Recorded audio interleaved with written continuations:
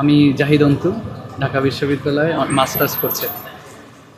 জি, তো এই যে এত উৎসব মুখর একটা পরিবেশ এখন ক্যাম্পাসে, এটা ভালো লাগছে। এটা তো সেকেন্ড পার্লামেন্ট বলা চলে জি দেশে। তো এই জায়গা থেকে অবশ্যই যোগ্য মানুষগুলো যেন ক্ষমতায় আসে এবং তাদের যে প্রতিশ্রুতিগুলো তারা দিয়েছে এই পর্যন্ত সেগুলো যেন ফুলফিল করে। পরিবর্তন বলতে পরিবর্তন তো অবশ্যই আনা যায়, ক্যাম্পাসের পরিবেশটা আরও সুন্দর করা উচিত। অনেকগুলো জায়গাতেই প্রবলেম রয়েছে ক্যাম্পাসে, এবং আমাদের ক্যাম্পাসের একটা পরিধির ব্যাপার আছে যেটা নিয়ে একজন শিক্ষার্থী কথা বলতে শুনেছিলাম আমি। ঢাকা ইউনিভার্সিটি থেকে সবাই সবসময় শুধু নিয়েছে, আমার মনে হয় যে এই টার্মটা আসলে ক্যাম্পাসের কিছু পাওয়ার সময় এখন।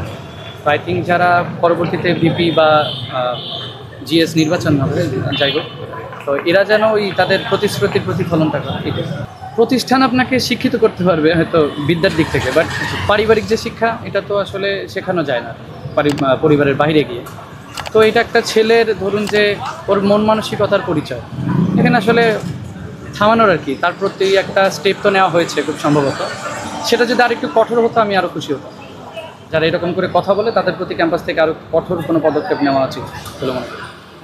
আসলে আপনি ভিপি হিসেবে যদি মানে আপনার কি ব্যক্তিগত কোনো চয়েস বা আসলে আছে ব্যক্তিগত চয়েস বলতে দেখুন, আমাদের এইবারের ডাকসু ইলেকশনটা এতটাই সুন্দর যে এখানে ভিপিতে যদি প্রথমে উমামাপুর কথা বলি, জি, সে যথেষ্ট ভালো মানুষ। কারণ একজন মানে উনি তো আমাদের সিনিয়র, জি, নিজের ক্ষমতা ছেড়ে দিয়ে, ক্ষমতা ছাড়া কিন্তু অনেক কষ্টের ব্যাপার।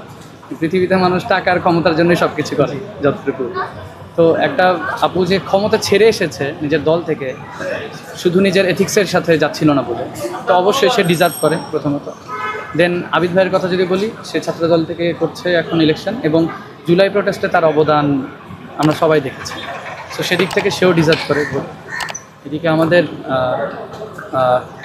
সাদিক কায়েম ভাই মনে হয় প্রার্থী আছে, তাদেরও অবদান ভালো, এবং সবাই তাকে ভালোভাবে আর কি গ্রহণ করছে এখন পর্যন্ত। আর শামীম যে ছেলেটা আছে, যে ও তো আমাদের ব্যাচমেট, আমার ব্যাচমেট, তো ওর প্রেজেন্টেশন ভালো, এবং স্বতন্ত্র প্রার্থী হিসেবে ও যে এত ভালো টক্কর দিচ্ছে সবার সাথে, এটা খুবই ভালো লাগছে। ইনশাল্লাহ হয়তো মানে ভোট আসলে কাকে দেওয়া উচিত ইনজাস্টিস হয়ে যাবে যদি এখন ক্লিয়ারলি বলি যে কাকে ভোট দেওয়া উচিত, একজনকে আসলে পিক করাটা।